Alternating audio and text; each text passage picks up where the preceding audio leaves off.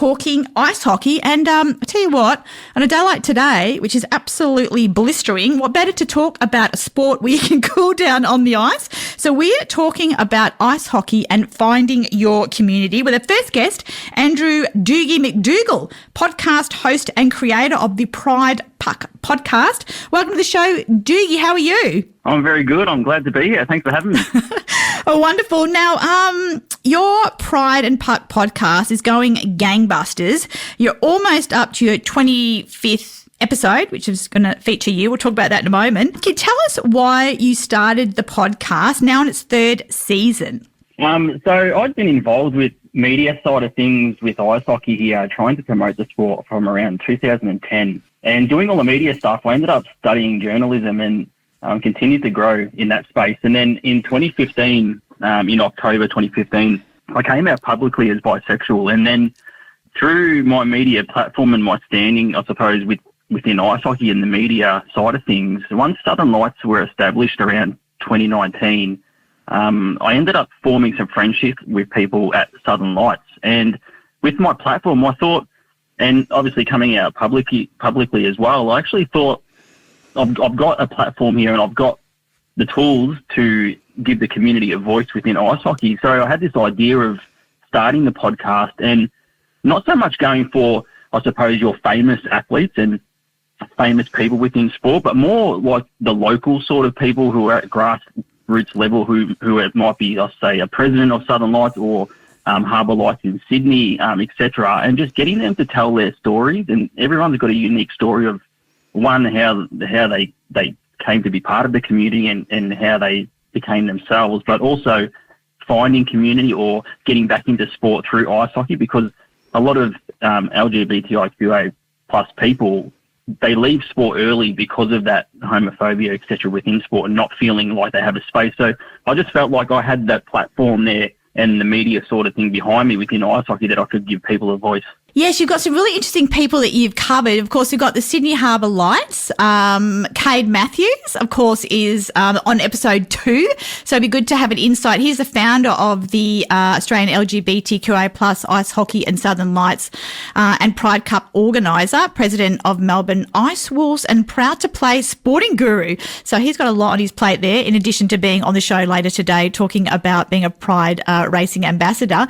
Who is the person that you interviewed that you found the most interesting personally?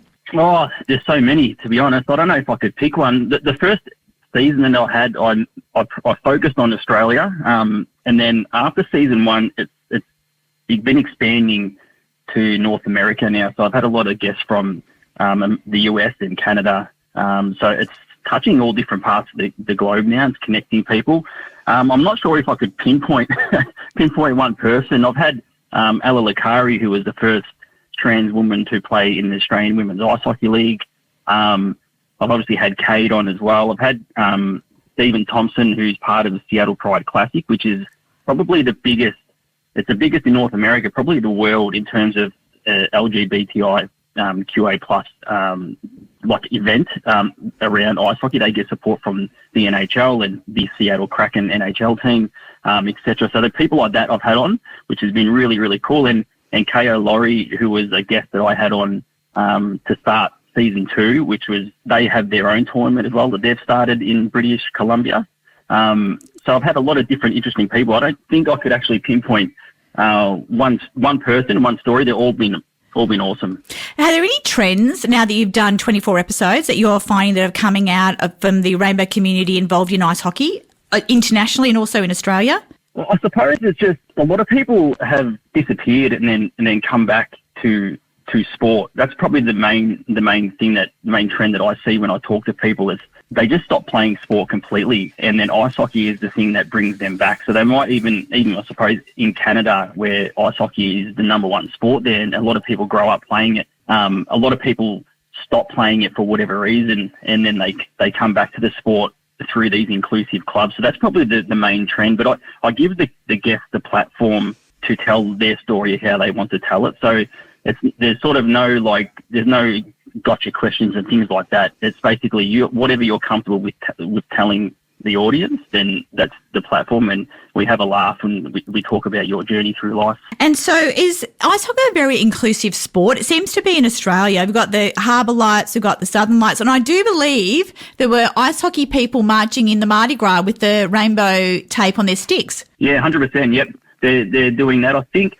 I know Cade, who's coming on your show a little bit later on. Cade was up there for the Pride on Ice tournament that gets held up in Sydney every Mardi Gras, and I know that the Harbour Lights were involved. They have a Zamboni with some lights and things like that. They got sticks with lights, and they all march in the parade, which I'm hoping to do next year. They invited me up there this year, but I had other commitments, I couldn't make it. So it's really cool to get one, I suppose, a part in the Mardi Gras, but just getting that visibility with the sport to hopefully attract more people to play it. And so do you find that ice hockey is an inclusive sport, welcoming, diverse for the rainbow community? Because there was that incident in 2023 where the Pride tape was basically banned by the National Hockey League for players, I think, using it in the practice, and then it was overturned. I think it's getting there. I don't think it's quite, I suppose, at the level that we hope for it to get to. I think there's still a lot of work to do, especially at, I suppose, when you're talking about Pride tape, it's I suppose the NHL level, which is where things should really happen from they should sort of set the standard at the biggest league and organisation in the world with ice hockey. So I think it's getting there. I still think it's got a long way to go. So we're speaking with Andrew Macdougall, podcast host and creator of Pride and Puck podcast, about finding community through the Pride and Puck podcast. Can you tell us a bit more about how you have found your community through having the podcast? Yeah, so the podcast it's really helped me as much as the guests that I have on. Like in Australia, the amount of friends that I've actually made through the podcast and through Southern Lights or Harbour Lights is quite amazing. And living regionally down in Geelong way, it's sometimes you can get a little bit isolated from community. So it was really also a catalyst, I suppose, for me to find community and find a place where I could be welcomed, I could be myself.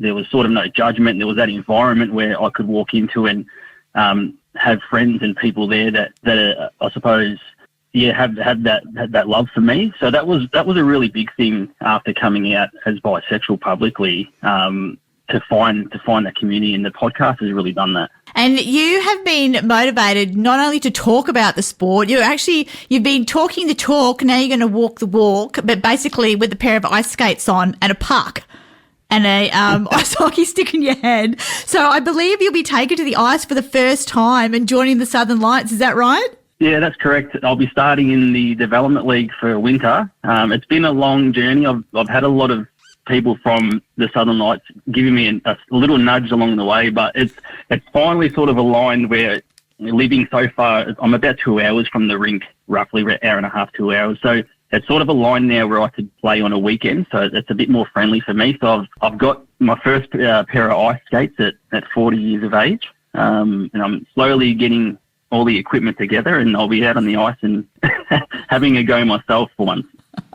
So that you've literally never been on the ice before and played ice hockey? Not in a competitive game. I've done a skate before and suited up with all the gear, but no, I've never played before. I just fell in love with the game after seeing it. I suppose you play it as a kid. You play PlayStation, things like that. You sort of have an idea of what the sport is, but I found it in around 2010 when the Melbourne Mustangs were coming into the Australian Ice Hockey League, and I fell in love with the sport and been involved trying to promote it ever since.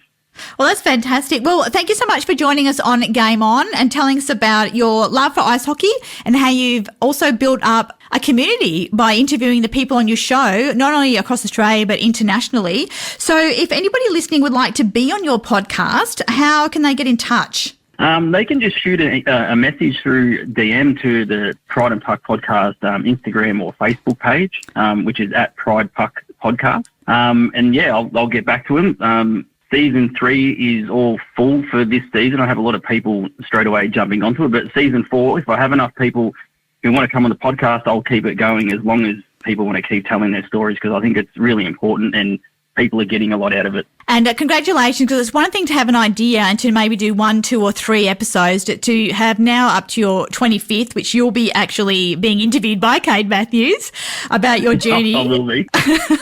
That's really, so congratulations and well done on that incredible achievement. Thank you very much. Wonderful. Great to have your company and thanks for your time. That was Andrew Macdougall, podcast host and creator of Pride and Puck podcast, sharing his love for ice hockey and building a community. So check it out if you want to be a guest, potentially drop Andrew a line. Thanks for your time and have a great night. Thank you.